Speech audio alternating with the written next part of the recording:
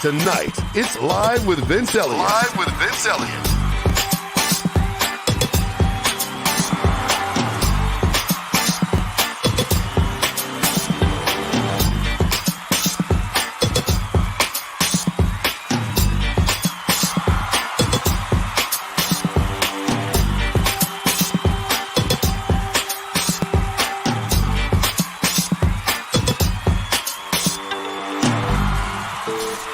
Tonight on Live with Vince Elliott, the man who's often heard but seldom seen.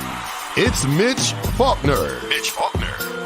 And from the syndicated radio show, Rick and Sasha with George Wilborn, it's Rick Party. Rick Party.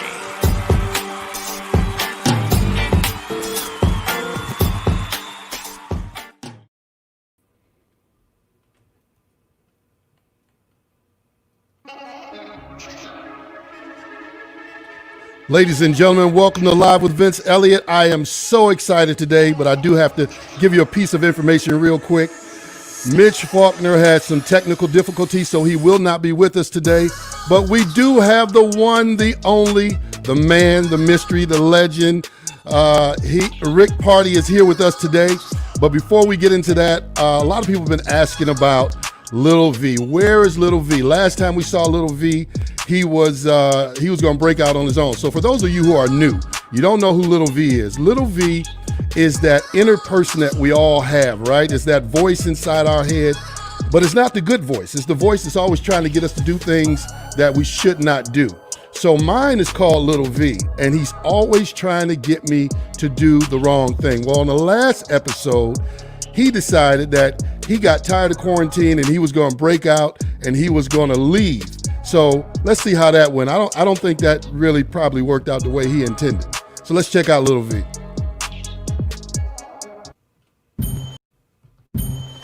Yeah, perfect out here. Perfect day to go for exercise, jogging. Oh, I got a better idea. What if we don't exercise at all? Oh yeah, what happened to you, man? I thought you were breaking out. Well, you know, I found out I can't go anywhere without you. And besides, I couldn't reach the doorknob. But you already knew that, didn't you? It's not funny. That's funny. What about getting some exercise? Go running, jogging or something. Hey now, slow down there, big fella. I don't think we need to get out and start jogging and running. We haven't been doing a lot for the last, 3 months? That's why I need to exercise. Exactly why I need to exercise. I mean, you could actually break a sweat or something, and pass out. I wouldn't want that to happen. So dramatic. I mean, I'm not wishing anything bad on you. I just don't think exercising is a good idea. But I got a better idea. Really? Yeah, let's go to Dairy Queen. We're not going to Dairy Queen. We're not getting any ice cream. Yes, it's really hot. It's hot. It's hot. We're not getting ice cream. Oh, come on! I want it. I know you want it, but that doesn't mean you're going to get it. I need it. We don't need ice cream. I want the Dairy Queen. No. Big, large, ice cream, chocolate, brownie, extreme. I'm not going to do that. I'm gonna cry. It's gonna be an ugly cry.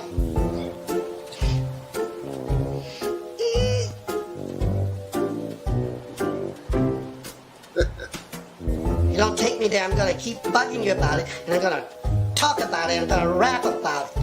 Is that right? Oh, like a fiend, I want me some Dairy Queen. I like ice cream, I had a dream. Oh. I'm not sticking around for this. I gotta go. Hey, where you going?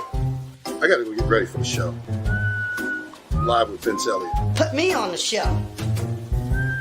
I want to be on. Everybody wants to see me. Everybody loves Little V. Everybody doesn't love Little V. Everybody. Half the people don't even know who you are. Everybody loves Little V. Put me on the show. I don't have time for this. I don't. Hey, where you going? Are we going to get the Dairy Queen or not? Everybody loves Little V. Everybody loves Little V.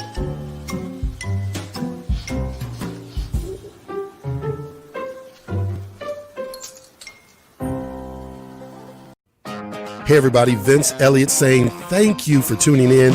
Real quick, I wanted to invite you to become partners with us and contribute to our success. Our success is your success. One way that you can do that is by subscribing to our YouTube page, The Vince Elliott. Click on the notification so that you are notified when we go live or upload new content.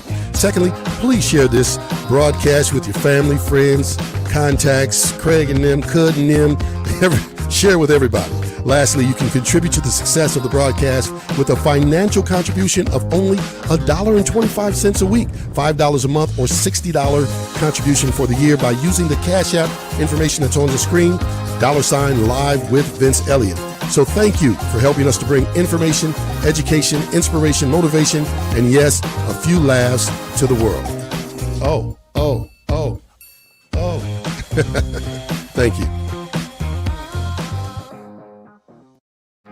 Ladies and gentlemen, thank you for joining us today. I am Vince Elliott. We're live with Vince Elliott. Today, my special guest, I'm going to introduce him to you all in a minute, but I want to first say thank you guys for supporting the show. There's many ways you can support the show. You just heard it in the promo there. And then if you saw Little V, I just want to apologize for Little V. I don't know how to contain him quite yet. He's always finding a way to get out and try to cause some ruckus. In the meantime, today we're talking about something that people have been asking me about for years. We're talking about voiceovers. So let me qualify this real quick and help give you guys an understanding of kind of where we're going with this today. First of all, I am a TV producer, meaning I produce things for television, videos as well. I do commercials. I do, programming, and I do programming for radio stations, meaning I create content to air on the radio as well. And I've been doing that type of thing for years. And so producing is my main core. However, over the years, I've developed a skill with doing voiceovers, and it has become a byproduct of everything that I do. So a lot of times I'll do a voiceover in my videos, in my commercials that I create for clients and things of that nature. Now, that being said, I want to make sure that everybody who is watching and listening today understands, what voiceovers are all about in terms of, their different categories. So you got your radio guys doing voice imaging, which means they're the voice of the station. So they're the guys that come on and say, now back to more great music, jazz and R&B, that type of thing, right? Then you've got people who do character voices, and you've got people who are voices of television, promos, and all that type of thing. So I'm going to give you guys a quick sample. I'm going to fade this music out just to make sure you understand what we're doing, right? So real quick, I won't play the whole thing, but I'll give you a sample of some of the things that I've done, and I'll just play maybe one quick sample of a voiceover that I did. It's mystical bond between man and machine. Every adventure has a beginning. Bumblebee in theaters December 21st.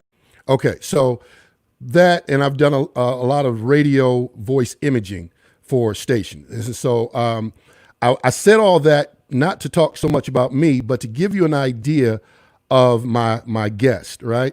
So my guest has been the voice of BET for 9 years. Not currently, but did BET's imaging for 9 years. He also is currently ESPN's voice for Sports Center. And so that's huge. I mean, compared to what he does, I do voiceovers as like a side hobby or something like this. This guy does ESPN. He does promos for major networks like ABC. He's been doing voice imaging for radio stations across the country. I think at one time he was doing voice imaging for like 50 different radio stations at one time. Who does that?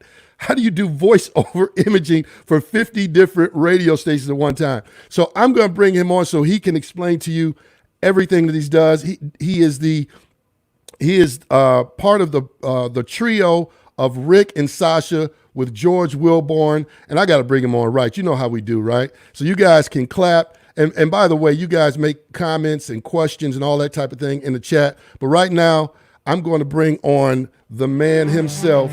He's got to have his own theme, intro music. So we're going to do it like that. And he's going to be hyped. I see him in the background right now. Ladies and gentlemen, there he is. He is the man, Mr. Rick Party. Give it up for him. I know y'all clapping, so I'm going to put my own sound effect in there. There we go.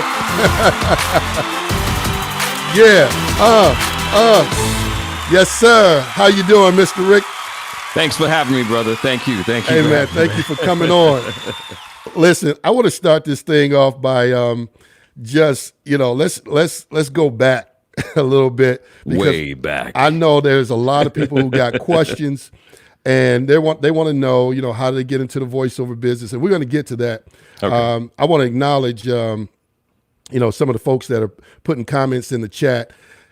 Mitch Faulkner was supposed to be here today. He had some technical difficulties. We couldn't get him on in time.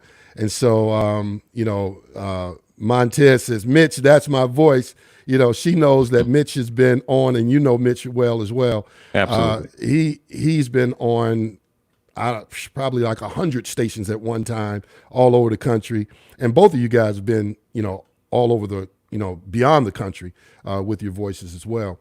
And so I want to make sure that, we kind of talk about, what led to getting you to this point. Now, personally, you and I, we met back when we were in our 20s. And so exactly. I won't tell your age, but we got the same thing happening. So when we were in our 20s, you were working for WGCI Radio 107.5 right in Chicago. Mm-hmm. And, I was, doing what I guess you could consider positive rap. And I connected with the radio station, and that's kind of where I met you. And then, one thing led to another. I was doing the rap thing, and then we got together and did this little bit that we would do where back then Martin Lawrence's show was hot, and Shanae was a big popular character.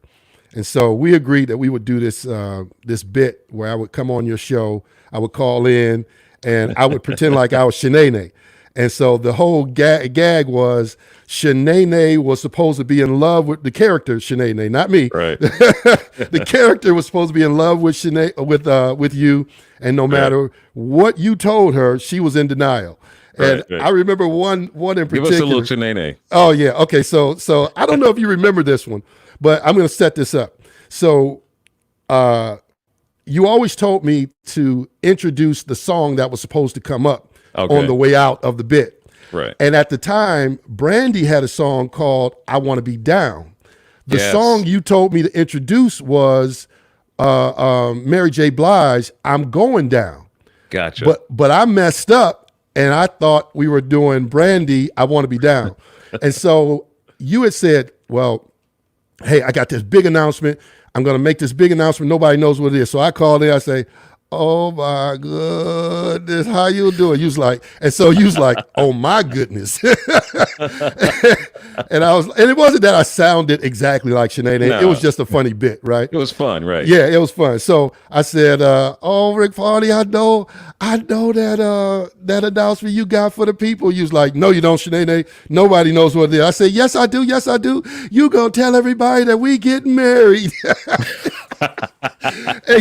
No. Yeah, exactly. That's exactly what you said. No. And so I said, so I act like Shanae was saying, I was like, oh no, we not gonna get married, Rick Party. You was like, no, it's not happening. And I said, well, and this is where I messed up. I said, oh, but I want to be down. And you played right off of me. You said, you want to be down, but you going down. I said, but I'm going down with you, Rick Party. You said, no, you going down with Mary J. Blige on GCI. Right. Kicked it into the song. We had so much fun doing that stuff, man. And oh man, love playing off words, man. Yeah, off words with songs, and just always thinking ahead. Like when someone's going to say something, say, what can I say next? It's going to be funny. What can I say next?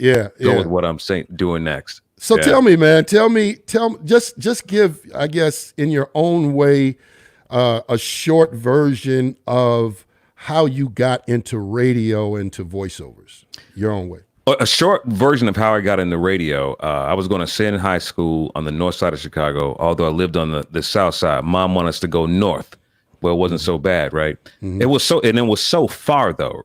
But they also had gang problems, so I didn't want to go to school. So I wound up skipping school, for a time. And I went to school one day. The history teacher said, "Who are you?" I said, "My name is Zurich." I said, "Zurich.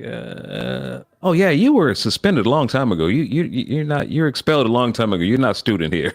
So I had to tell my mom. She didn't like it. Got into a program to get myself started. So I'd sit back at home and listen to the radio, WBMX, and Earl Boston was the radio personality on the radio station. So I called Earl and make dedications to my high school sweetheart who was in school. She wasn't listening to it because she's in school and I'm not. And Earl said, "Hey, why are you calling me every day?" And I said, "I'm sick." He said, "No, you've been sick for some months. What's going on?" I was like, I got kicked out of school. That's probably Earl calling me right now too. Yeah, it is Earl. Anyway, so I said I got kicked out of school. He said, "Tell me the truth." And I did tell him the truth. I said I really got kicked out of school. He gave me this entire story about how he didn't go to school anymore. He became an auto mechanic, crushed his finger, became a DJ. Someone found him in the club and he became a radio personality. This personality on WBMX taking the time to talk to me inspired me to want to be just like him. And Earl took me under his wings and the rest was history. Wow. The rest was history. Wow. There's so much more to connect to the story, but yeah. Earl was that, he was that mustard seed. Yeah. He was that mustard seed. So, I won't spend a lot of time. I was going to tell the whole story about Mitch, but if he was here and how that all came about, but I'll share just a snippet. Right. I remember he was actually the first voice that I heard that made me want to get into voiceovers. It was when I was in Chicago, and up until that point, I hadn't really paid attention. Other than that, I heard guys do voiceovers that sounded like that old 70s, "Hey, we'll be right back with more music you love." And I was like, okay. But when Mitch came on, it was the first time that I heard an African-American male that was professional and street at the same time. He combined the two. And then he had this big, booming, powerful voice, and he would come on and he'd be like, 107.5 WGPR, we played the WGCI, we played the hits. And the hits don't quit. And I was like, oh man. I was like, I got to do that, So I practiced and I mimicked his style. And then I got the opportunity to meet him and he let me in the studio. He put me on the mic and I was like, oh man, this is incredible. And then, and I met you shortly after that. And of course you had an influence on me as well and inspired me, always encouraged me and things like that throughout the year. So I appreciate you for that. So let's talk about the radio career and how that came about. Well, after I met Earl, he inspired me, and then I got back in school, and then I decided to go to, get some professional training from, one of those get it done quick schools, which was Columbia School of Broadcasting in Chicago back in the late 80s. So I did that. I was very interested in radio. I wanted to know everything about it, just really get into the guts of it. I was so, as they said, I was so talented and just so inquisitive. I was ahead of my time. So they made me the program director of that radio station. And then I go on to get my first paid gig after a brief stop in Chicago. I worked for a nonprofit kid station, which was WCYC, and Harv Roman gave me a shot there as a teenager. And then I would also send my tapes out to, when we say tapes, we mean cassette tapes. That's how we get jobs. We'd actually send a demo cassette tape out to different radio stations. Lee Michaels was a program director at WBMX. I sent something to him. He said, "Oh, you're too young. Can't even afford toilet tissue yet. But you're good. Keep practicing." And every time I tell Lee that story, he laughs. But Earl was working at the station with my mentor. But I finally did get a bite from a station in Wilmington, North Carolina. It was called WBMS 1340 AM. And so I was a kid, 18, 19 when I got that job. I said, "Mom, I got a job." And she was like, "For real?" I said, "Yeah." I said, I got a real job in radio. Like somebody's going to really pay me. And she was like, really? It's like, yeah, but I need money to get there, Ma. So she gave me like $200 to fly there. And I think it's probably even cheaper than that. That was my first flight and my first job. It was warm in Chicago. And when I got to Wilmington, no. It was snowing in Chicago. When I got to Wilmington, it was hot. It's like, wait, that's strange. How is it snowing here, but it's hot there? I hadn't traveled anywhere, so I didn't know the difference, right? 18, 19 years old, right? Exactly, a kid, and that was it. So I lived in a house. The program director, Raul Brewster, hired me in Wilmington, North Carolina. So I lived in the house with a bunch of other radio personalities. It was Rawls townhouse. Mm-hmm. So we all just cooped up and slept wherever we could. And I was like a teenager, and I did like the midnight show, and it was WBMS. And, my first time on the air, I mean, no experience, like, how to cue up I knew how to cue up the record, but this particular equipment, I didn't know. But my training, I said, okay, this is this, that's that. And we had to pull the records out. And I remember cracking that mic for the first time. I was like, and I had a voice similar to this, and it was like, 1340 WBMS. This is Zurich Gerard on the radio. Good evening, Wilmington, North Carolina. Now we're going to play Johnny Kemp. Just got paid on 1340 WBMS. Smooth. Yeah, and I had this same. I mean, I wish I was thinking about it. I would have queued this stuff up for you and played it for you, man. Oh man, yeah. It's and that's a great transition. It's a great segue because. And correct me if I'm wrong, but your exposure on radio led to more voiceover opportunities. Is that right? Yeah, okay. I can say that. My first shot, and after Wilmington, I worked in other places like Macon, Georgia, Charleston, South Carolina, Dallas, Texas, Miami, Norfolk, Virginia. I had to stop all of these places first, then finally come back to Chicago. So within 4 years of leaving Chicago and working all these markets, I'd finally come back to Chicago to work at WGCI. Mm-hmm. And Elroy Smith was my program director. He was my program director first in Dallas, Texas. And so when I was working in Miami after Dallas, I knew that there was an opening at WGCI, and Elroy told me to send an audition tape. I said, you know what, I'm going to do one better than that. I'm going to send a videotape of my, Elroy told me to send a videotape, and I said, I'm going to do one better. I'm going to send a videotape of me on my remote broadcast so you guys can see me in action, so you can hear me on the radio, all of that. And they were really blown away. And at the time, I think I was earning about $38,000 a year in Miami. And I said to Elroy, I said, I like to have about $50,000. He's like, "Whoa, that's a lot of money. $50,000. And then Marv Dyson called me. Elroy was was playing a game with me. So Marv Dyson, the general manager, his boss, he called. He's like, "Yeah, man, I heard your demo. I saw your videotape. You're an ugly little MF, and I'm not going to give you this job. It's $50,000. He was laughing and said, then he said, you're really talented. I love the way you just worked so hard to pursue this job. And I was in Chicago.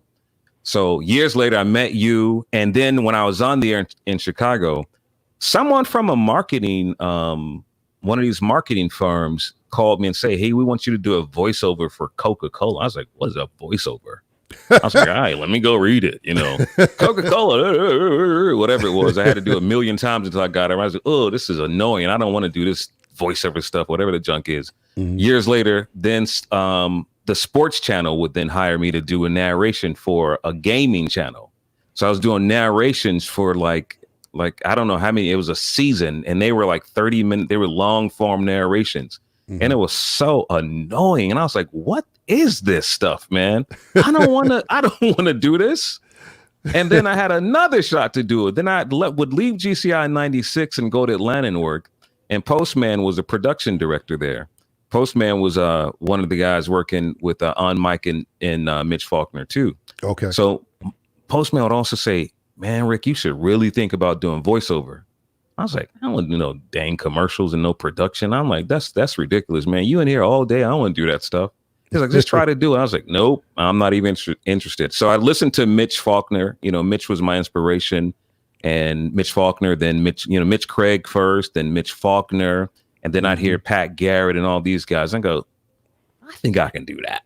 I think I can do that. You know, so I did it. A friend of mine, Sean and Paul, they were making a movie, and Sean had a copy of Cool Edit, which was an editing program. I remember before Adobe Audition. Yeah, Adobe Audition was called Cool Edit. So yeah. I said, okay, if I have this program, I can make my own commercials, and then I can do what Mitch Faulkner does, and I can be on all these radio stations.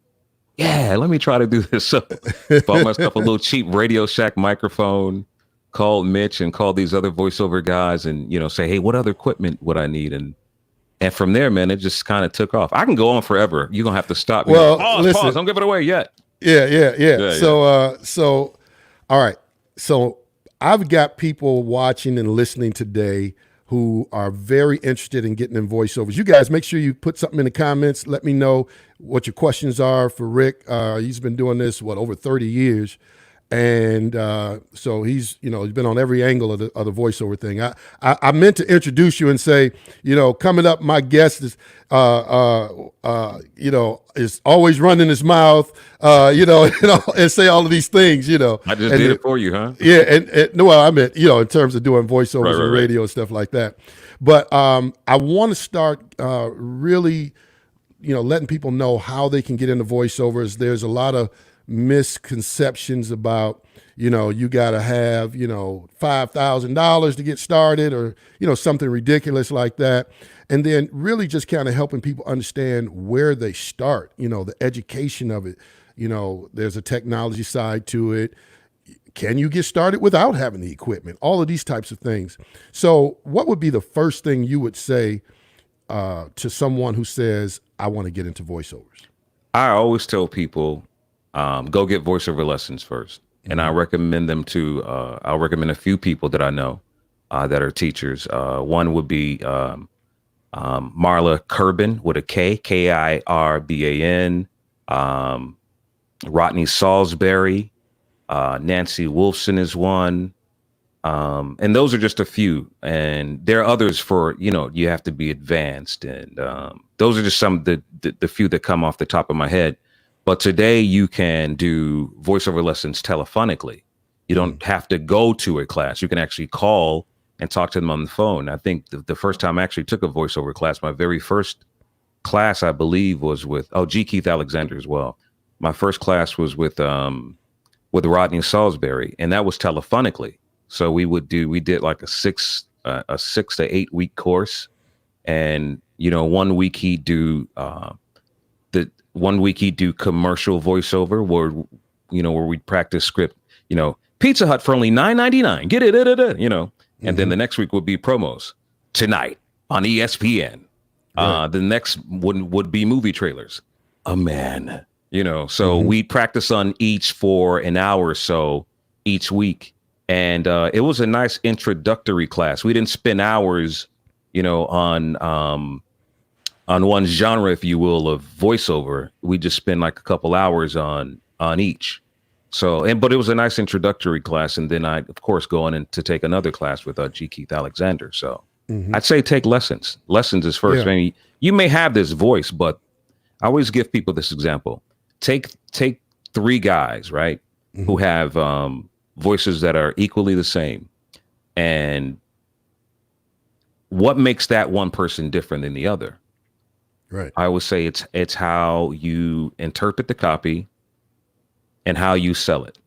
Yeah. And that's the difference. Anyone can read words, but if you don't know how to deliver the message, you're lost. A voice is a voice. Yeah. All sorts of people have voices. So now, some of the things that I tell people, one is that don't think that you have to have a Rick Party voice or a Mitch Faulkner voice. You don't have to be the voice of God to do voiceovers. Every style of voice is necessary, whether it's character voices, whether it's, sometimes they want somebody who sounds regular. Right. So if you can articulate, and like you just said, if you can deliver copy, and you like, I love this one commercial. It's a visual commercial where, you know, I forgot whether it was Myers or Walmart or something like that. The lady's running out of the store like she got away with something, but the sale was so good that she couldn't believe it. So she thought maybe they made a mistake. So she runs out of the store. She's like, start the car. And so, I mean, if you think about that, you know, that commercial I think was on radio as well. But even if it wasn't, the point is that that's a regular frantic person who's excited about a sale. And she doesn't, you know, I mean, there's male, female, there's, you know, everybody's not sounding like smooth jazz, you know, in the evening or anything like that. Right. So I would say that if you can use your voice to communicate a feeling, a thought, an emotion, then and you're interested in that, then practice on delivering. For example, when I first started in voiceovers, what I would do is I would ride down you know, if I was on my way somewhere, I would turn the music down as low as possible that I could still hear it. And I would switch to stations that were on commercial breaks. Right. And so if a guy sounded like he was being empathetic, compassionate, then I try to sound like that. If somebody else sounded like they were being excited, I try to sound like that. And so practice, you know, is the first thing. And then, like you said, get some lessons, you know.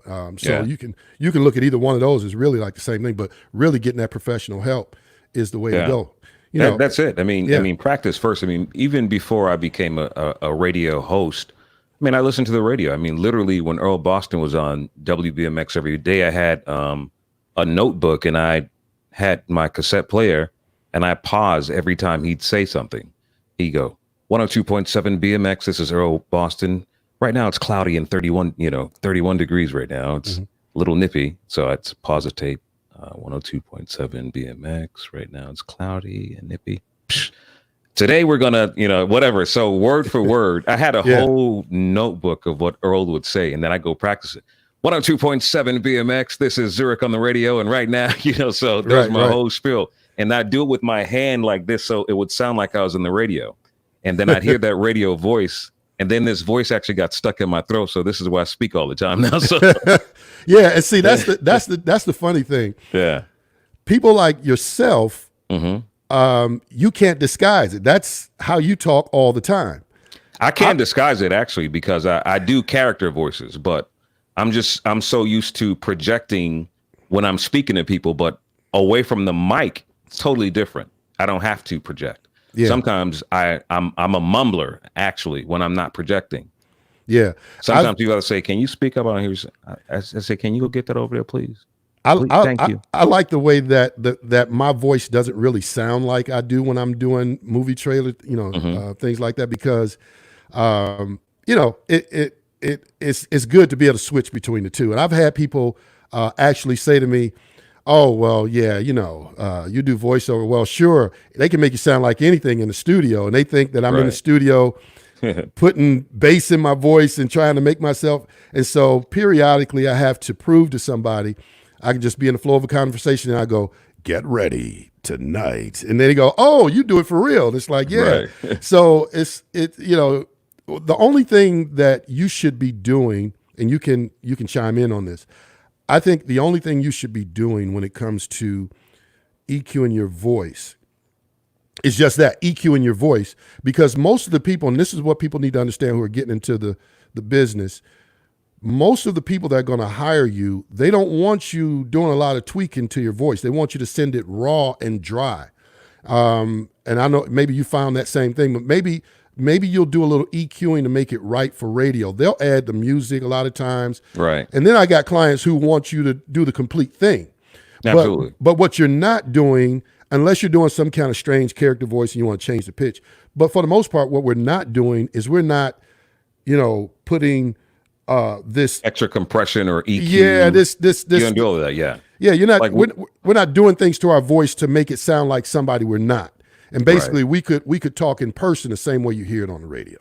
Right. In all of these other tools, all these programs, compression and stuff like that, it's just kind of to enhance your voice. Exactly. And sometimes you need that. It all depends on, like, if you're doing a promo.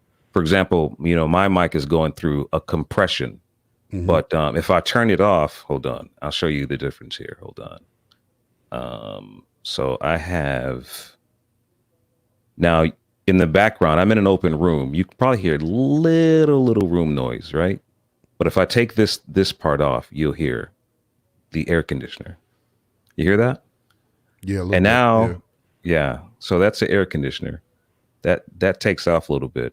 If I take some of these effects off, I'm going to enable this. Hold on. Hello. Hold on. So now I'm going to turn it. So now this is just running through nothing at all. Yeah. So it sounds kind of, like a cheap microphone. All it did it sounds like a cheap microphone, right? All it did was amplify your voice. Your voice pitch and tone did not change. No, it didn't. Yeah. All right. So I want to get into some more specifics because you got different types of people who are watching and listening, and they're saying, I'm starting from square one. Now, I understand I need to go and take some lessons, but I don't know if I can afford them. What else can I do? Then you got people who they're a little maybe a little further along, and they're saying, okay, I got a demo. How do I get work and all that type of thing? So I want to get into that. We're going to take just a little short, quick break because I need people to understand that this show is possible by people helping to support it, and that's by sharing and letting other people know, but also financially supporting it. And so I always want to give people an opportunity to kind of partner with us in that way and let them know what they can do to support. So we'll just run that real quick. We'll come right back, be prepared to talk about what do they need technically, what do they need to do to be able to get work. So we'll talk about that in a second. Hey everybody, Vince Elliott saying thank you for tuning in. Real quick, I wanted to invite you to become partners with us and contribute to our success. Our success is your success. One way that you can do that is by subscribing to our YouTube page, The Vince Elliott. Click on the notification so that you are notified when we go live or upload new content. Secondly, please share this broadcast with your family, friends, contacts, Craig and them, Cud and them, share with everybody. Lastly, you can contribute to the success of the broadcast with a financial contribution of only $1.25 a week, $5 a month, or $60 contribution for the year by using the Cash App information that's on the screen, $ live with Vince Elliott. So thank you for helping us to bring information, education, inspiration, motivation, and yes, a few laughs to the world. Oh. Thank you. All right, if you're just joining us, I'm on with my guest, Rick Party. We haven't even talked about the show that you have, a syndicated radio show. It's called Rick and Sasha with George Wilborn, the comedian who's been around forever. He's not here, so I can't talk about how old he is since he's not here to defend himself. But no, he's a great guy. So before we get into all the technical things and how people can get business with voiceovers, talk about the show a little bit. Yeah, the show's a nationally syndicated show. And the way it all went down, I was working at Hot 105 in Miami for 5 years, and I just didn't want to do the afternoon show forever. I was turning 50. I said, do I want to do this for another 5 years? I said, no, I would like to do a morning show. I would like to become syndicated. I've been at the door so many times, and one thing led to the other, and it just didn't happen. So I walked out on faith on my job, and they were really nice people, gave me a nice contract to say, stay here. But I just, in my heart, I wanted to be syndicated. So I hooked up with Sasha the Diva. She was doing a radio show in Atlanta. She sent a text and she said, "Hey, boo, this is Sasha the Diva." I say, "Hey, what's up? I think I know who you are." "Yeah, I know who you are. Yeah, I've heard of you before." She goes, "What's up? Can you talk?" I said, "I'm doing my show right now." She goes, "Well, I'm doing mine as well. Let's talk after." I was like, okay. So we actually talked. She said, I'm thinking about doing a syndicated show.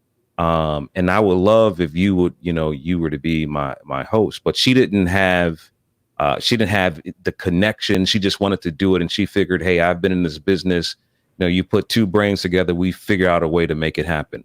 I said, okay, this is what I do. I know the right person who can make it happen. Let's put a demo together first. So through modern technology, the same way we're talking now is the same way Sasha and I made a demo.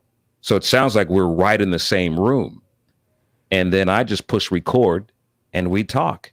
And that way we made the demo, and the demo consists of the music, the commercials, and it sounds like we're on the radio. So a good friend of mine, Gary Bernstein, was coming to Miami. He goes, hey, Rick, hey, I'll be in Miami. What are you up to? Hey, let's meet. So we met at a restaurant.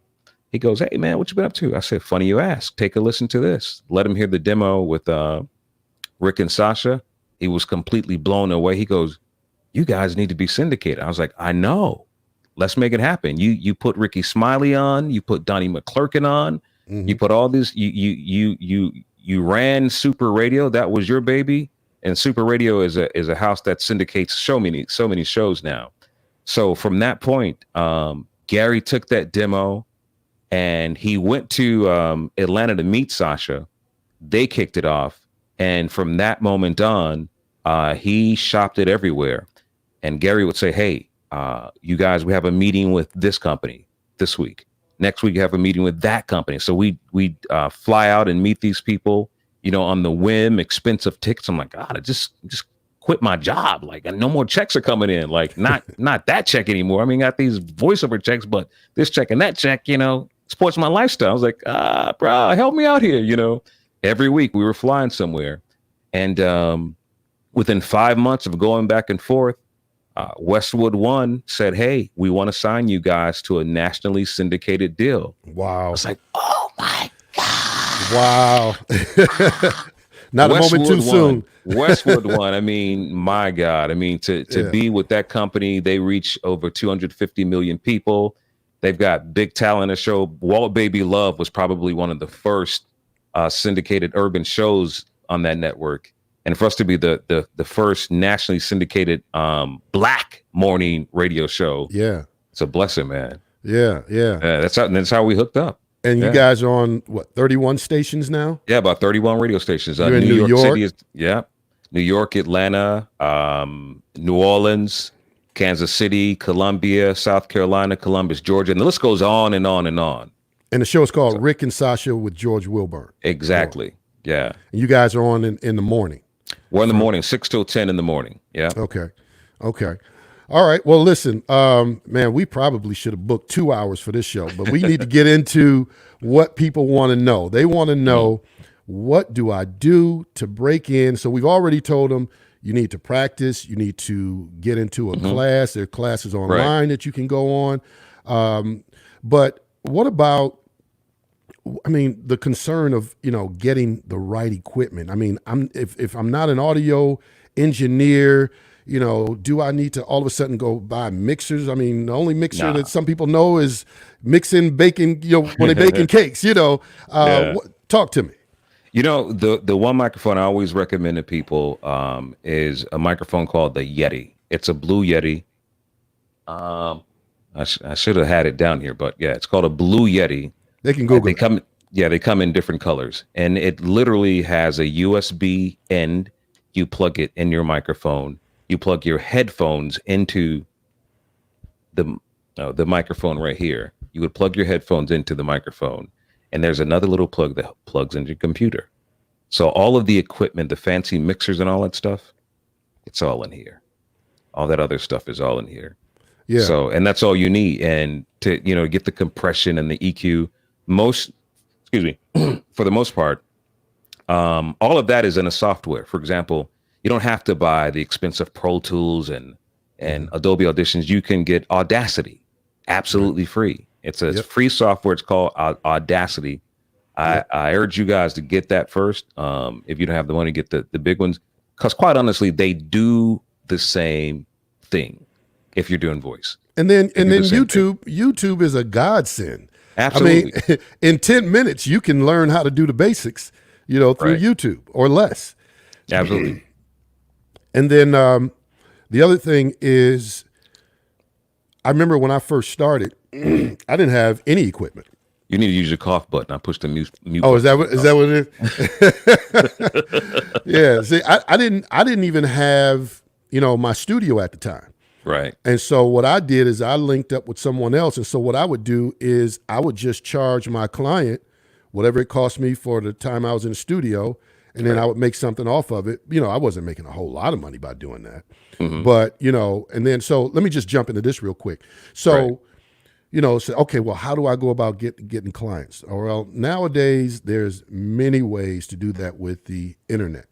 In my time, I sound really old, right? So before all of this, these internet sites came up, it was about relationships. Who do you know that owns a store or that has something that they're promoting that they might need a voiceover for? And then, that's how you kind of build up your resume and your demo, because it's better to show work that was published than, a recorded demo. Not that a recorded demo is bad, because the bottom line is they want to hear your voice. They want to hear how you sound. And so there's so much we could talk about. I mean, we can't teach the class right here today. But one thing that I want to point out to people, it's you gotta develop what pitch is right, what tone is right, what cadence is right. You can say one line 5 different ways. Absolutely. Like I always say, like take the word I love you. Like how many times and ways can you say I love you? Right. Like if I were to say I love you, and then if I were to say I love you. Right. I love you. Yeah, they all mean totally different things. I love you. Exactly. Same words, but said differently. Yeah. That's what it comes. How do you deliver it? I love you. I didn't feel that. Yeah. Feel that. Yeah. And then you mentioned earlier about people having a great voice, but you got to know how to use it. There was a guy I met. I'm not going to call his name if I could remember it, but he had a voice that, it almost made the room tremble when he spoke. It was like really rich and it was clean. And I said, man, I got to get you in the studio. Right. And so he and another person who had an extremely unique voice, I brought both of them in the studio. I remember trying to tell the person that the line is, how did you get here? So it was a matter of surprise. Like, I wasn't expecting you. How did you get here?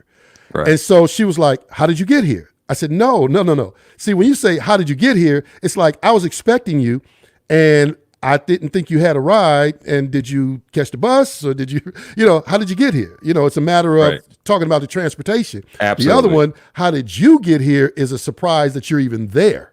Right. And so that's exactly what you were just describing. Exactly. If I'm doing a movie trailer and I say, get ready, I want to create some intensity. I'm going to do like I did earlier, get ready. But if I'm doing a comedy, get ready. I'm going to smile when I say it. Right. So these are the type of things you got to practice on to prepare for that. But moving back into the technical side, you talked about the microphone. You talked about a free software, Audacity. We talked about the option of, let's say, you're going to do the entire thing, and if you're dealing with a client that has a decent budget and you charge them a couple $100, $200-300 to do the voiceover, maybe you can get in and out of the studio in an hour, get a decent studio for maybe $50-75. You're not going to make a killing when you're starting out. You got to build up clientele. But speak to that, just in terms of people's different options they have to get in the door to be able to get clients. And I'll say another thing real quick before you respond, is there are websites, and maybe you can start there. There are websites where you can upload your demo, and then people can listen to your demo and they can choose you for work. Yeah, there's excuse me for 1 second. There's a website called Voice123. I've been on that site for forever. That's a what do you call it? A pay for play site. So you upload your demo and then you give the description of your voice. So a voice seeker will say, okay, I'm looking for someone who does imitations. Let's see, someone who does a Barack Obama voiceover. Types in Barack Obama, all the people who's good at that impression. Whole bunch of demos, they listen to it and they send out auditions to this person. Now you get, let's say 100 people get that demo. So now you have to audition for that demo. The voice seeker listens to the demos, and they may not get through all of them. They may say, this one is spot on. That's the guy I want to hire. And they go, hey, we want to pay you $500 for this, $500 for this 30-second commercial. Is that good? Yeah, it's good. Let's rock with it. So that in itself can pay for more equipment if you needed it. If not, you got to, think realistically and say, well, I did book this $500 gig with this $90 mic. So, hey, not a bad deal. I was thinking about a friend of mine who has a mic that's not an expensive microphone, but she books everything. I mean, she's the voice of Lifetime. She's been on ESPN with a $90 mic. And it goes to what you were saying earlier. It's how you use that microphone. It's how you inflect. I mean, there's so many things. It's how you deliver the copy. It's how you interpret it, and it's how you sell the copy. It's how you sell the product. That's what matters most. I mean, when you work with big professional production houses, those guys can EQ your voice. They can do whatever they need to do with your voice. And what's really important, the mic is one thing. If it's a professional name, but it's a cheap as far as price, let's say if it's Sennheiser or Neumann, they're the top dogs. If they had a baby version of their mic, it ain't gonna be a crappy sounding mic. For one, they're gonna make that mic affordable. You're gonna get hired by a production house or marketing company. They're gonna take your voice and they're gonna EQ it the right way. But what's really important, and people don't understand this, is that you have to be in a room that doesn't color your voice, if you will. Right. So if I do this, you can hear that I'm in an open room, right? Mm-hmm. So oftentimes when I do my show, I take this pillow, right? See this big pillow? Yeah, so this is my studio, right? Right. So now it's kind of closed in, right? Yeah. Sounds like I'm in a studio, right? So I do this with my show every day. So this is my booth. Yeah. Right? Oh, but my if I goodness. take it off, now you hear that I'm not in the booth anymore, right? Man, listen. So the room is so important. Yeah. Yeah. I had the opportunity to go out of the country. I was a TV producer for a mega church for some years. And so we were out in Europe, and I do voiceovers online, and I didn't put myself in vacation mode. So I got a job to do a voiceover. Right. Well, I took some portable audio with me, but I was in my hotel room and I wasn't getting that tight sound. And I was laughing when you put that pillow up because it reminded me of what I did. Right. I got set up on the bed and I got up under the cover. I had the sheets and the blanket over my head, and I had my microphone set just so, and then I'd read whatever I read and just to get that tight sound. And then I sent it off to the guy, and they were like, "Oh, this is awesome. This is great." And I'm going, he has no idea. You don't know what I had to go through. I had to go through. Oh, I'm under the sheets and the covers in a hotel room. Sweating. It's sweating. Got to turn the AC off. In Sofia, Bulgaria. Yeah. So, wow. Yeah, it was crazy, man. So there are so many things. I'm going to just go back to something you said earlier. You really do yourself justice by taking a class, because there are so many things that you need to understand about doing voiceovers if you want to do it to where you can make a decent living. You want to be able to be available to do different types of things. For example, you want to be able to maybe do voiceover commercials for radio. Maybe you want to do voiceover commercials for television. Maybe you want to do character voices. Maybe you want to do where the client is on the line with you. That's a whole nother conversation about ISDN lines, and whether you want to do voice imaging. I mean, on and on and on. We talked about pitch, tone, cadence, the right microphones and the right editing software, how to pick the right music, how to deliver the copy, how to write. Sometimes you have to write they may give you the information, but if they believe that you can actually tighten up their script, case in point, when I became the voice imaging person for 107.5 FM WGPR in Detroit, it was like I probably started doing their voiceovers, and like within 2 weeks, the person said, listen, I'm just going to send you the dates and the times and information, and you just do what you do. Because wow. When I first started, I said, you mind if I get a little creative with this? And they was like, sure, go for it. And man, I just started putting all types of things to it, and I just have a lot of fun being creative, And so That's important. We're at an hour, but I want to give people an opportunity. The show is really scheduled to go an hour. We're going a little bit over, but I want people to be able to ask questions. You didn't play none of my work, man. What my videos? Yeah, right. I don't even know if I downloaded it. I think I could share my screen and play it. But yeah, man, and you could have had some, available and ready to go as well.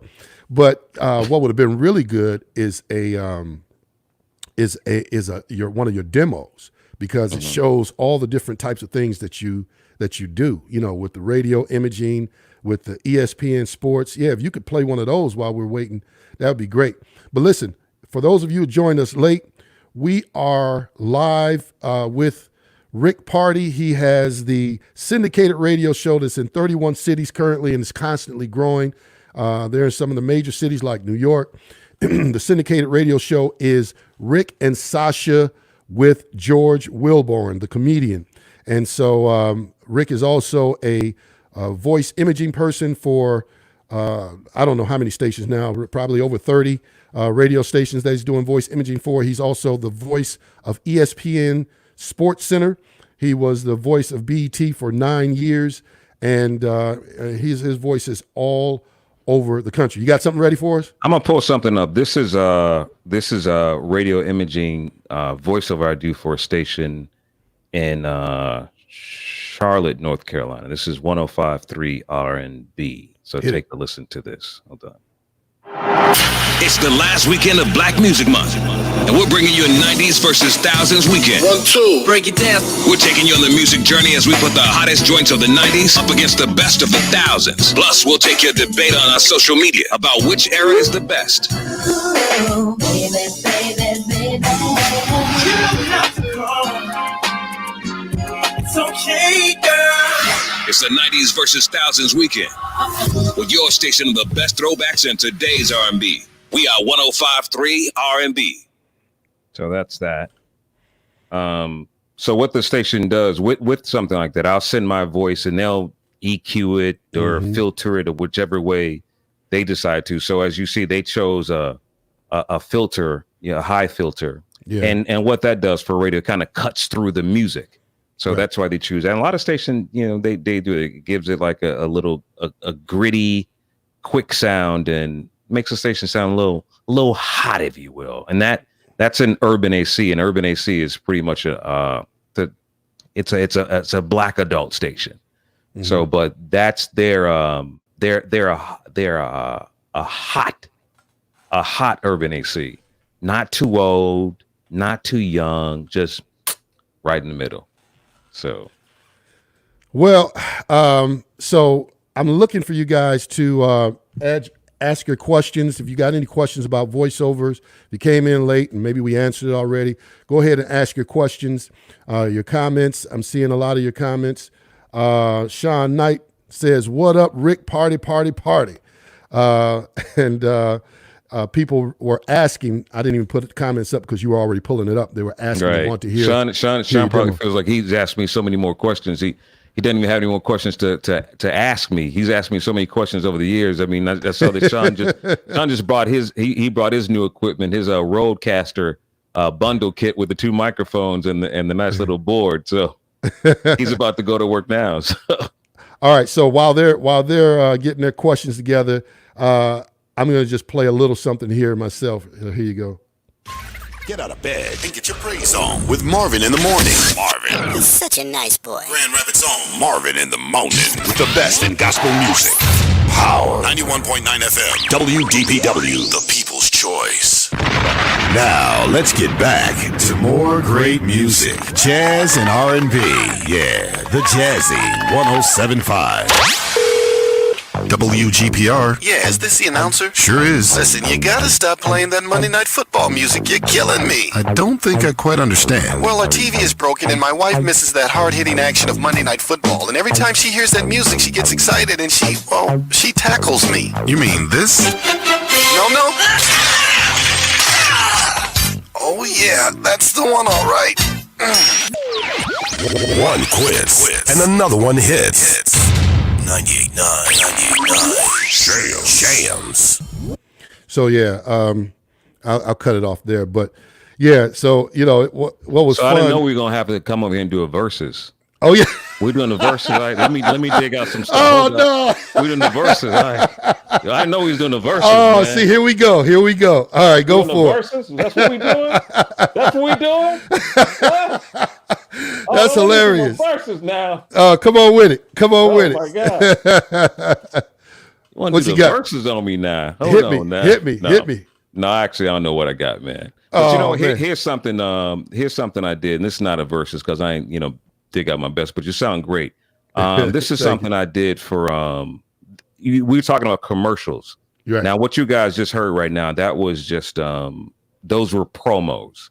So when you're selling a product, like say it's a pizza or a car, this is something I did for Honda, and I don't know how this is going to turn out. It may cut off, but if you just stand by too and go to my site Zurich VO, maybe you can do it from your end because I don't want to. Because for some, let me see if it glitches on this side. Hold on. Okay. This is for Honda. Hold on. Let's see how this goes. Hold on. Every morning, a gazelle wakes up. It must run faster than the fastest lion, or it will be killed. Every morning, a lion wakes up. It must outrun the slowest gazelle, or it will starve to death. It doesn't matter whether you're a lion or gazelle. When the sun comes up, you'd better start running. Race over to shophonda.com. So anyway, I don't want to advertise them Right. too much. Yeah. Now I guess I'm baby facing you. We did. You Teddy Riley. All right, here we go. They can attack him. They can judge him. But they can never break him.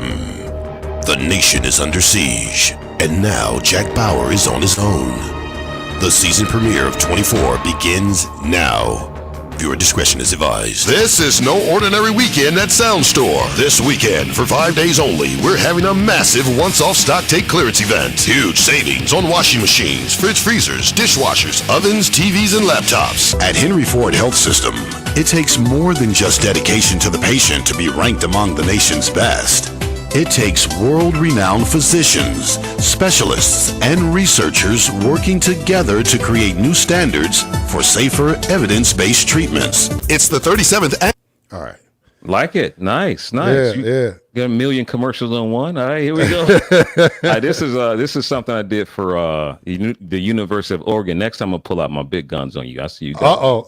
You snuck up. But this is so this one right here. So you guys heard what promo sounds like. You heard what a commercial sounds like. Mm-hmm. This is a commercial I did for the University of Oregon. And these commercials that you actually heard, they're like eight years ago. I actually don't even save a lot of my stuff. Mm-hmm. You actually have one of them too. I just sent you the other day. But this is for the University of Oregon. It's actually like a call to action to get people to, come to the school. So it's a very general market commercial. Here we go. Wake up. The future is upon us. Who will define it? Who will defend it? Who will explore it? Who will celebrate it? Who will change the world and change themselves in the process? You will. This is the University of Oregon. So yeah, I like the way you you go from the rich, dark, deep voice to who will do, it's like you're whispering. Yeah. Exactly. So it's like you get to play with your voice. Everything is not like tonight. Sometimes you go, who will defend it? Who will, so you gotta know when to put that air in your voice sometimes. Yeah. So, I don't even know what this is. It just says stage play. Let's see. Oh no, that's not it. Okay, anyway. So yeah, let's see. What are some of these comments that's coming in here?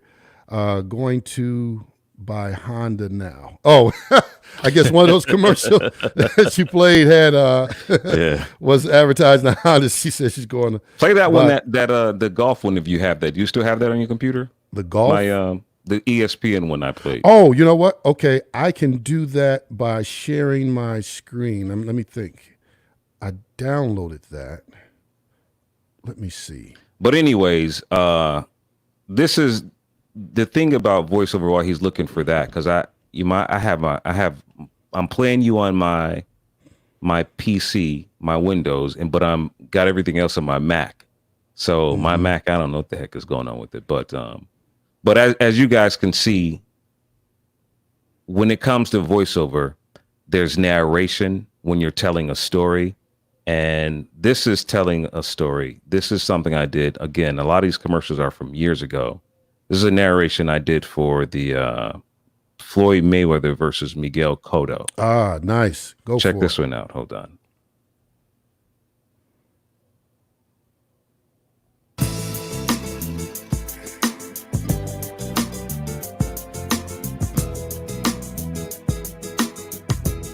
It's sure in Puerto Rico right now.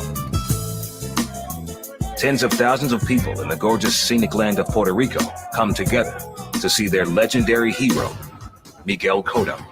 In Puerto Rico, when Miguel Cotto is about to make an announcement, the fans go crazy.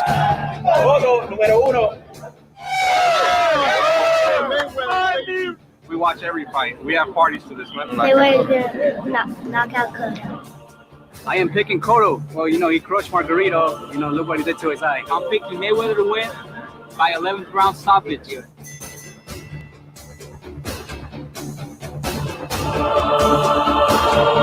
So if I had this set up better, I would have brought the voices together. But, when you're hearing the music, there's a bunch of video and stuff like that. So a narration on a documentary is kind of when you're telling the story, which I hate doing those. Blake, how you doing? Goodness. My buddy Blake, I've done a lot of narration for Blake over the years, and we're doing one for Colorado State University. So we're talking about the diversity in Colorado State University throughout the year. So we tell the story of Colorado State's inception to where it is now. And it's a beautiful story about how a lot of African Americans helped shape Colorado State University. And we've been working on this since, December. I think he'd send me like 7 pages this week, and then the next week, and next month, and it's probably going to be finished, I don't know, a year from now. I've done so many of those, man. I mean, Longshoreman, oh my God, so many documentaries I've done, and that's a thing. Oh my God. I think about that. I just sweat thinking about it. We got a question here. Yeah. Melanie came in late. She says, what do you think about the voice talents that advertise in colleges for a one-day class and then ask you to commit to 10 months with New York producers if you want to learn more? Do you think it's legit or just to get money? One-day class and then ask you. I think it's legit. It all depends on who these guys are. Honestly, I mean, the whole bait is to kind of, get you in, to give you a taste of what it's about. Like say, if we were here talking right now and say, okay, then now that we've talked and you see what we got, what we do, now we're going to invite you to our class. Right. So who wants to join the class? Yeah. No, really. No, so that's the whole premise of it. I if they're legit, I don't think anything's wrong with someone giving you an introduction to voiceover, and enticing you to come on, Right. I don't see a problem with it if they're legit. Okay. And she says, or online voice subscriptions. Yeah. Like I said earlier, Voice 123. I've been a member of Voice 123 for years. Sometimes you'll get an audition that's like a $100 audition, or you may get a $500 or a $2,000. I remember when remember Jamster ringtones. If you want the frog ringtone, call this number. Da da da da da da da. Right. Mm-hmm. I got that job, and that wound up paying me like $13,000 a month. Like, wow, for a long time, just ringtones. Wow. Ringtones were very lucrative. So the deal with that is that people would buy the ringtones all over the place. And I'd be like, yeah, I'm the dude who does Jamster ringtones. Laughing all the way to the bank. Did you say 13,000 a month? 13,000. Ooh. Doing ringtones. Oh my goodness. And the deal was that I did such a large quantity of them at a what's a low price. Mm-hmm. I did so many, but we had to do them in different languages, in Spanish, because I spoke a little poquito Espanol, so it worked. So yeah. All right, so I got this pulled up for you. Okay, here we go. Let's see. This is my ESPN golf promo that's running on this weekend. Right. We don't hear anything. Oh, you don't hear anything? Okay. Nope. All right, hang on. Let me stop it. Let me get it right. I have to all right, you keep talking because we got a couple questions here. Somebody says, do you recommend USB mics? And I'll go and I'll fix that. We were just talking about that earlier, Corey. We were talking about the Yeti mic. Yetis are good. In fact, the microphone that I'm using is called an XLR mic, and it hooks up to I can't even take it apart, or my entire everything will come loose. I have this little piece of equipment. You can't even see it. The XLR hooks up to this this audio interface, and it has a USB out, which goes into my computer. So typically, I mean, it's really the same thing. So yeah, I do recommend a Blue Yeti. In fact, my team, Sasha and George, they're using Yetis. And then on my end, what I do is I put the extra post effects. I'll deaden the room to get rid of the ambient, and I add a little compression to give it a full sound. I wish I can pull something, while Vince is looking. I'm going to pull this up really quick. Hold on. I'm going to bypass the music if I can, just to give you you guys an idea. I'm going to give you an idea of what we sound like. Me with my professional mic, and George and Sasha with their Yetis. Hold on. It's a confused country. I'm a that just lost their own. Today, man. That song was produced around 2014 when Mike Brown in Ferguson, Missouri was shot and killed. It's called Don't Shoot. It's by The Game. It featured Ricky Rose, 2 Chainz, Diddy, Fabulous, Wale, DJ Khaled, Swizz Beatz, Yo Gotti, Current. So what you guys are hearing are a recording of us talking, okay? So me on this microphone and them on the USB microphone, Corey. So take a listen to see Problem, King Pharaoh, and TGT. We got, y'all. That's how we do it, y'all, for Black Music Month. Good morning. I am Rick Party. Yes, it's Friday. Good morning. It's Sasha the Diva. And I am George Wilborn, the stress reliever. Yeah, man. Hey, listen, Sasha's got those birthdays, anniversaries, and celebrations. Or if you want to talk about anything, one phone number, y'all, 888-909-1514. One thing I want to talk about, it's back. I'm talking about the TV show on Greenleaf. We're going to be chatting with Miss Lynn Whitfield. Ooh, love her. I do. Stick around for that. Also inside the party. So as you guys can hear, their microphones sound great. And those are USB microphones. Those are Yetis. And, I had to get my team right. So we all record in rooms that are not large, that kind of deaden the sound, if you will. So if you're going to do voiceover, you're going to have a Yeti microphone or a any type of USB microphone, I advise you to go into your first closet, and that closet is your first studio. You got a bunch of clothes in there, right? So what it does, it just kind of swallows up the echo, the room noise. Mm-hmm. That's what it does. So with a great microphone, hey, you're good to go. Good to go. So were you the voice of Jamster? I was the voice of Jamster. Rebecca knew that. Yeah, yeah. Got a question. Says, what equipment do you use in your mic chain? Do you EQ going in or in post? I EQ going in. I use something called the let me see if I can pull it up here and share my screen. It's called, yeah, I think I can. This is and this is actually not the one I'm using. I'm gonna let you guys see my chain, if you will. I use the Universal Audio Twin. This is what it looks like. Hold on. Can you guys see that? Oh, let me bring it up. Yeah. So that's what I use. And let me go back to it really quick. So if you guys see this, I have like a little virtual sliding knob there. This right here, Manley was a famous compressor equalizer that probably did cost around $6,000-$7,000 or more. Now it's in the virtual form. So that's in my chain. And then remember this one, Vince? Valley People? I didn't use Valley People. Yeah, Valley People is another one. So Valley, I use that to deaden my sound. Then Little Labs gives you like that, like if you want some real rumble. That's what Little Labs will do for you. But that's my chain. That's my chain going in. And that's all you need. I don't have any outboard equipment, meaning the actual hardware, if you will, like the compressors and equalizers. I don't have any of that stuff. I don't have it either because I couldn't afford it when it was. The funny thing about it is that a lot of this digital stuff now, it really costs almost as much as the other stuff. So, but you don't have to use it all now. So. Yeah. Oh, I uploaded that piece into the session, which is something that I thought I did before.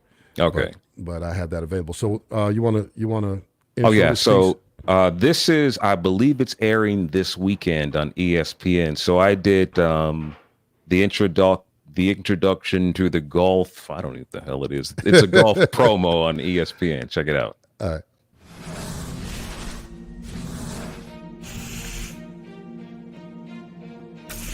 The city of Detroit, assembled by its people, fueled by its strength, driven by its resiliency, a city built by dreams. Ladies and gentlemen, welcome to the Rocket Mortgage Classic. I'm on top.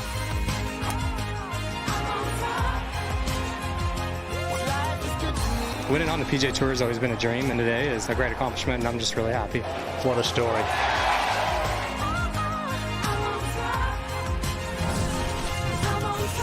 Bigger Than Golf is brought to you by the Rocket Mortgage Classic, changing the course for Detroit.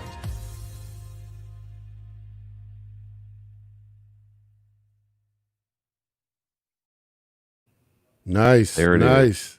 So I had to I voiced another station in Detroit called 105.1 The Bounce, right? Uh-huh. So I know most people now, that's your home, Detroit. Do people say Detroit or Detroit? It depends on who you talk to.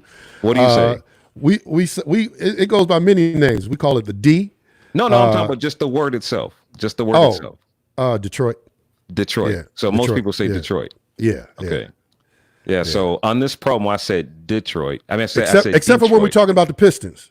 Then it's Detroit basketball, Mason's deal, So yeah, so I say Detroit there, and then sometimes on the other stations I say Detroit. So I go back and forth, and I said that to say that when you do promos, and what Mitch used to do when he worked for when he was the voice of GCI and the other stations, Mitch would always speak the language of the listener. So for example, if we would say you can't stop listening, when people say you can't, we would say, you can't stop listening. You gotta listen. You gotta say you can't stop listening to this. Yeah. You can't stop listening. Yeah. Can't is kind of like, yeah. Right. He ain't talking to me. Yeah. He isn't talking to me. He ain't talking to me, man. He ain't talking to me. I had to admit to Mitch, it wasn't hard for him to tell if he had listened to any of my stuff. I mimicked my style after him because I felt my voice was, closer to his style, than anybody else. So even in my writing, I would write according to his style. Nice. So WGPR had, they had Old School Saturday. And so I wrote this bit and I said, it's Old School Saturday. Got you fiending for the old school. So here's another hit. And then I say the call letters and I put these explosions with it. 1075. So all of that was the type of stuff I heard him do. Right. He put that little phone voice to it, and repeat something. He might say, going down this Friday. And he come back and do Right. that, all that type of thing. So I want you to share a story about when you first got started, if you can think of one, when you first got started and you heard yourself on the radio, or the first time, or maybe it wasn't your first time, but when you got excited about hearing yourself on the radio or excited about hearing yourself on television or some special deal where it was like, okay, this is a big deal. That still happens today. Every now and then, if I hear myself on a commercial that a new client for the first time, and it's a really big one, I get excited. And I get excited when I hear producers produce an amazing commercial. It doesn't matter if you're a big station or a small station, but in the very beginning when I would do ESPN, and oftentimes when I read a commercial, I self-critique, and I've done that all of my life. Every time I do a radio show, I record my show every day and I go back and listen. On my ride home, I listen in the car and to my entire show without the music. It was just my talk breaks, talking to the song. So I do that with ESPN. So when I first started ESPN 2 years ago, I'd record every day. And I remember working at Hot 105 in Miami, and I was allowed to do the afternoon show. And I had an office right next door. So I'd go to my office and cut the commercial for ESPN in the middle of my show. That'd take about 10 minutes or so between records. And then go back to being Rick Party on the radio. And then the fact that I could switch up, and not lose it that's a gift all in itself. But I remember getting off the air, and ESPN, it was a 6:00 promo. So I get off at 6. So I go into my program director, Phil Michael's office, and we go listen to the promo, because I was just starting doing ESPN, and we were all excited. I'm working here and I'm the voice of ESPN. And then I remember, it's coming on. So we're in Phil's office now on Sports Center. It was like, wow. And we were starting giving each other high fives, like, yes. It was so exciting, man. I mean, I really can never get enough for that. I listen to myself today. I smile when I hear my voice, especially when I take what I do so seriously. And I'm such a student of the game. I don't voice anything and I go, all right, let me go lay this track down. All right, tonight on ESPN. All right, that's cool. All right, next. I feel good about it. I really love what I do. I'm so excited about it. And then I'll go right to the television and I'll listen to it. I go, wow, I love the way I said that. I want to make sure I say it that way next time, or I'm going to do a little better next time. Bubba Wallace from NASCAR. We're talking about Bubba Wallace or LeBron James. Just certain words, I listen to my cadence. I listen to the way I may deliver the entire spot. I mean, so many things are important. The fact that you're doing a hype commercial, then you have to switch up. For example, tonight on Sports Center, LeBron James talks about the 60-day game in Orlando. Who stays in the bubble? Who stays in the bubble? And then tonight, they talk about what happened in Minneapolis. So you gotta go up and go down, and it's fun, man. I love it. It's just it's such a dang gift, and I get so excited when I hear myself. Well, I'll tell you, for me, I know that when I'm creating, period, whether I'm using my voice or I'm doing something creative with video, there's like butterflies that goes through my stomach. It's like I love creating. It's what I was born to do. I'm passionate about it. Now, a word to people who are getting into the business: understand that we critique ourselves. You just said it.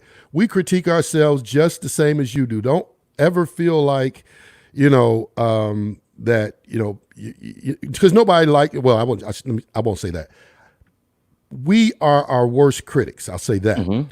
And even to this day, there are times where I turn on the mic, voice is ready, warmed up, right, and I can knock it out. Then there's other times where it's like, man, this is just I do stuff for my church, and it might be a 20-second announcement, and I'm there 20 minutes later still going, and I'm like, what? And sometimes there are different reasons for that. Maybe I didn't like the way I delivered it. Maybe there's that thing going on in my, I got to get some water and get then sometimes right. when you eat the wrong food, your voice is not deep like you want it to go. What's your trick to getting your voice deep, like deeper than you want it? Like if it's not cooperating the way you want it to. For me, I find out that I'll tell you what I do too. There's two things. Yeah. One is warming the voice up, and that might be with some hot liquid. The second thing is like when I'm getting up in the morning, the voice is kind of raw. Yeah. And then that's the best one right there. Yeah. When you get up in the morning. And then the other thing is that in terms of, getting my tongue, teeth, and lips to act right. Right. A lot of people have this, and this is what I think, I don't know if it's different, but I don't do the traditional, script, where they say these standard words. Mm-hmm. I take the actual script and I practice with the script that I'm about to read until my voice warms up and my mouth and my lips are working right. And then by the time that warms up, I'm so familiar with the script, I'm ready to go. Yeah. So I know that there are certain, I mean, you could probably Google it, great warm up lines for voiceovers. Right. Yeah. Yeah, those little tongue twisters. I know Rodney Salisbury has a book. He does that. Mm-hmm. What I do too, like if I've had something that'll make my voice a little soft, what I'll do is I have a straw, right? And then I'll take the straw and I go, and I suck all of this air into my voice, right? I make it dry, and it'll start getting really deep. It's like raw. It's like when I wake up in the morning. So that's my deep voice trick. And really quick in the chat, there's a guy by the name of Kirk Jerome Pipes. I see him. I think Kirk lives in Barbados, I believe. He is so talented. You talk about raw talent. Shout out to Kirk. This dude is so talented. And I was telling him, I said, dude, you're gonna be the next one. He has a voice that could just go on all platforms, man. It could be rock, top 40, country, urban. He just has a very unique voice, and I don't think, I don't know, but I don't know if Kirk's had professional lessons or not, but he's talented, man. And some people just have it. Some people have it just by listening to others, and for the most part, that's what we've done. We listen to people. I mean, I've listened to them all from Mitch Faulkner to Pat Garrett to Dr. Dave to Mitch Craig. I listened to all these guys. Mm-hmm. I mean, and then later on, I listened to he just passed. Oh my God, I hate doing this. Don LaFontaine. Well, he didn't just. No, not Don LaFontaine, but oh my God. And he told me about Valley People. Oh my God, I was going to kick myself in the butt for not remembering his name. Chris Corley. Okay. Yeah, Kirk reminds me of Chris Corley, and Chris Corley was talented. And I mean, there are so many talented people out there, man. Mm-hmm. So many. Yeah. Yeah. So just want to, make sure that I'm giving as much information as possible to people who are looking to get into the voiceover business.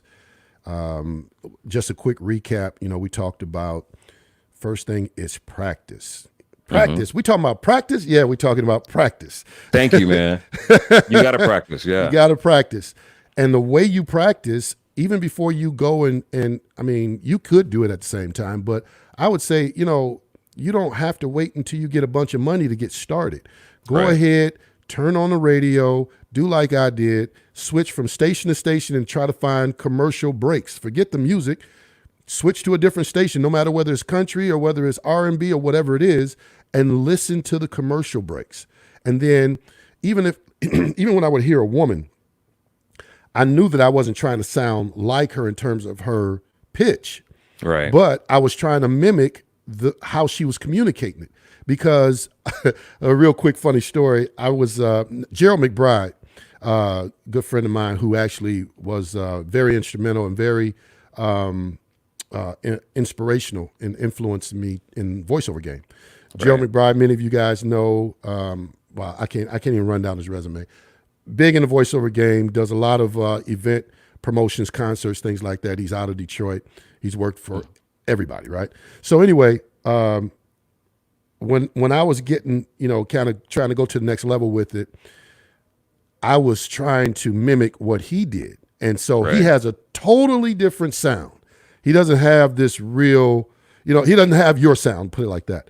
Right. Excuse me. So, but he has a most familiar sound when it comes to plays. And when he talks, he sounds just like he does when he's doing his voiceovers. Yeah. So for him, when he gets excited, he hits a register that I can't hit. So one day, I just got my new studio together and I had this voiceover I needed to do. And I was like trying to sound like him when I got excited. It's like, it's 50% off. And my voice was cracking. I'm going to drink some water here. I don't have my. Get that straw, man, and go. Let me get my mute over here. Kirk said he yawns to get his voice deep. Oh, there it is. I can see that now because you're taking in oxygen. So I'm in my studio. Okay, now I'm back. Now, okay, yeah. No, you're saying you're in the studio. So I'm in my studio. Okay. Now you see how that works now. Yeah. So you're in your studio. Yeah. I'm in my studio. Uh-huh. And I'm trying to sound like Gerald McBride, and I'm going 50% off. And my wife, my studio's in the basement. My wife says, "Why are you yelling?" I said, "I'm trying to sound excited." So I had to learn in that moment. There's a way to use your voice. You have to know how to use your voice to sound excited, and you can't always be like somebody. So I would say find somebody that your voice is similar to, right, and then listen to how they do it. So we could go on and on and on. I want to just go over some of these comments real quick. I was going to share too. Let's see. It sounds like Mitch. Who sounds like Mitch? I guess she's saying you sound like Mitch. There, no, right? She's probably saying you sound like Mitch. I don't know. Yeah. So I'm going to share a quick story with you. I actually shared it with you. I shared with the audience. Mm-hmm. You talked about how you were still excited even when you do special things like with getting ESPN thing. Right. I was just recently had got the voice imaging deal with WGPR 107.5 in Detroit. And, so I'd sent them a bunch of drops and everything. And so the one that they have a signature one that they would use. Mm-hmm. And it was always coming out of commercial break. It was now back to more great music, jazz and R&B, the jazz. Get my voice messed up now. The Jazzy 107.5, right? So, and I put, I did a little EQ to it just to, make it bigger and all that type of thing. And the sound effects and all the explosions, all that's going on. So I'm driving downtown Detroit. I come up off of 375. I get to the light and it's red. I stop. There's a guy parked 2 lanes over from me near the sidewalk. He's got a drop top.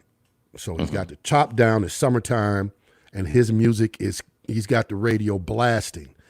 They come out of commercial break. He's listening to 107.5. I'm sitting right next to him and it goes, now back to more great. And you can hear this thing for blocks. And I look over and I go, he has no idea that the guy he's listening to is sitting right next to him in the car. Oh yeah. But I can't say anything because how is that going to sound? They're like, yo, that's me. First of all, he's going to say one or two things. Yeah, right. Or he's going to say, and either way, I'm going to sound like a jerk either way. Right. Yeah. There you go. Got to catch, man. But keep right. Voiceover guy. And then the second time I was, I don't know if it's the second time, but one other time I was still fairly new to being on that station. And I walked into a Best Buy. They had all the radios playing. I'm looking for something. And sure enough, here I come, 1075 WGPR, and boom. And it's like, I'm looking around. It's like, I can't even tell anybody that's me. Right. So after a while I got over it, and it was like half the time now I don't even listen to stuff that I do. And because of the internet, you could send your stuff across the world and you'll never hear it other than when you release it. So, and it's good when I get stuff back though, and I listen to it. It feels good. But go ahead. I'm sorry. No. I wasn't. I'm saying it's just it feels good when I hear stuff, and it's a good feeling. I think you should always be excited about what you do, and what you said earlier. Practice is just so important, even if you're not going to. I'm not going to say that. You have to go get a class. That's very important. But also practice, like pick up a paper now and just practice. You know what I do now too? Speaking of kind of voiceover-ish, on my show, I've taken on news. So I'm the news guy. So I find myself rewriting news and, giving the news in my own perspective, be it politics or community. But I break it down to where everyone can understand it. So even if I'm giving history facts, I mean, that's so important. And Montez says enunciation is key. Yeah, enunciation is it's so important. That separates you from everyone else. I mean, it's so easy for us to speak a language that we all understand. But for me, my mom was an educator, and it was important to her that that we're at our best. So I found myself being nestled in gray. It's not black, it's not white, it's just in the middle.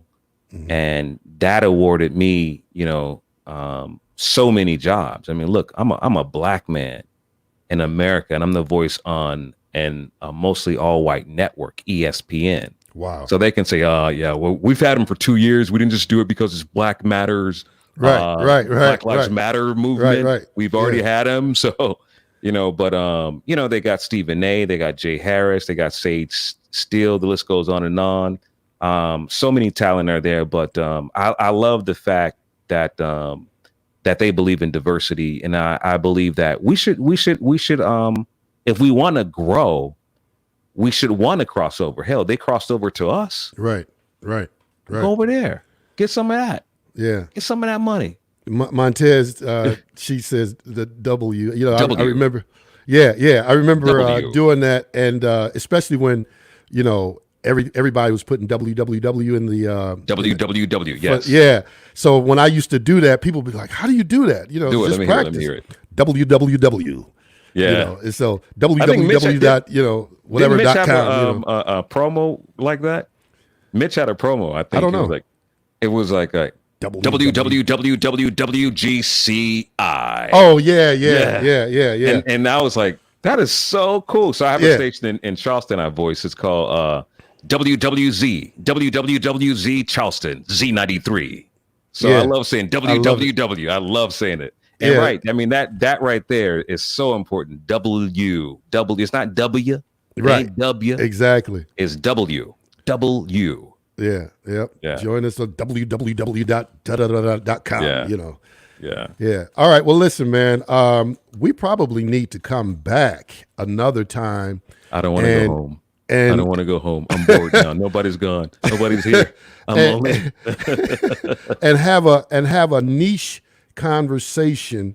Right. Narrow it down to one or two things that we're going to talk about. I think. I mean, I don't know. With all the things that we got going on, there are other people who teach those classes. I've often been asked to teach voiceover classes, and oddly enough, I never feel equipped to teach no matter what it is. It could be something I've done for 20, 30 years, and I never feel equipped to teach because I was one of those self-taught folks that didn't go and get a degree or didn't take all of these classes and things of that nature. So all of the specs and the technical side of things, I kind of learned through the school of hard knocks. Right. And so, I don't know. I will, and by the way, while I'm thinking about it, she keeps putting up the comments, different comments. Montez Miller definitely wants to work with you, so I'll connect you guys once we get off. She's always making things happen, involved with big names in the Detroit and Michigan area, and I would imagine beyond. Oh, she lives in Detroit? Okay. Yeah, in the Detroit metro area. So Montez Miller is somebody you want to connect with. She wants to do some work with you. I know she does different types of promotions and things of that nature. Okay. So she says she has a job for you. So you got a job for Rick, but you ain't got a job for me. No, just kidding. Cutting your boy out, man. I'm good. It's all good. But let's see. We can have another panel. We can come back and we talk about the diversity in voiceover. I see him. Jay Delays in the comment. That's who I was telling you before. And I see Norman Lee is there. He's another voiceover guy. Kirk Pipes in Barbados. Really good talent. Yeah. So yeah, man. We went way over. I think because people stayed on, so I decided, hey, let's just go. Let's just go with. I got next, Rick. You up first. I got next. That's funny. But yeah, somebody says they took classes at voicecoaches.com. Yeah, voice coaches. Yeah, they're good. Mm-hmm. They're good voice coaches.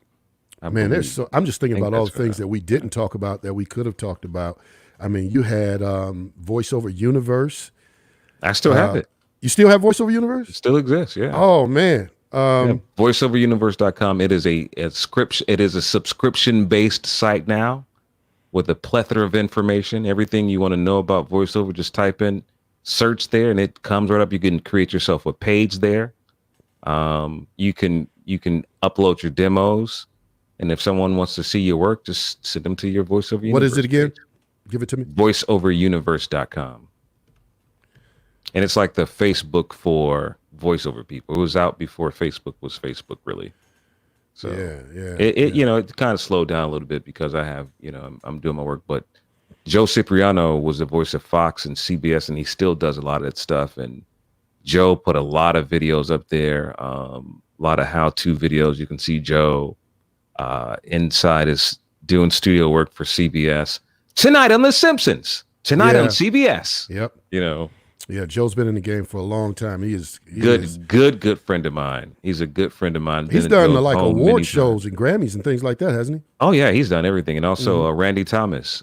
She's the first voice, first female voice of the Emmys and Oscars. She's another good one. There's so many people. I don't even want to start dropping names because then I get in trouble. So that's why I named when I named the voiceover people, I specifically named the radio imaging guys. I didn't do the movie trailer guys. I don't want to drop any names, but Joe's a good friend of mine. Yeah. So Joe will pick up the phone and we text and we talk all the time. So, all right. So we got a question before we go from Tiffany. What about jingles? Is it still a good market for it? Yeah. My morning show, we have singing jingles. We go into our commercial stop sets with our theme song jingle. So yeah, I think it's definitely a good market. People sing the song. We meet people out. When we travel and go to different cities and meet our listeners, at concerts or schools or churches, they go, "I love your show," and then they sing the song. They'll sing the jingle. Like, wow, they really love it. Yeah. Okay, I used to have a hard time with doing what I'm about to do, but I don't anymore. And so for whatever it's worth, listen, people, I need you all to hear me. So I gave the suggestion of $1.25 a week, $5 a month, $60 a year. This show, and I won't go into great detail, but you can imagine that there's a lot of work that goes into putting this show on. Somebody made the comment earlier, oh man, the video's great, the audio's great, the content, everything's great. It takes days to prepare for the show. Rick, we talked yesterday just to go over some things, and we ran into some technical difficulties why Mitch couldn't be here on his end.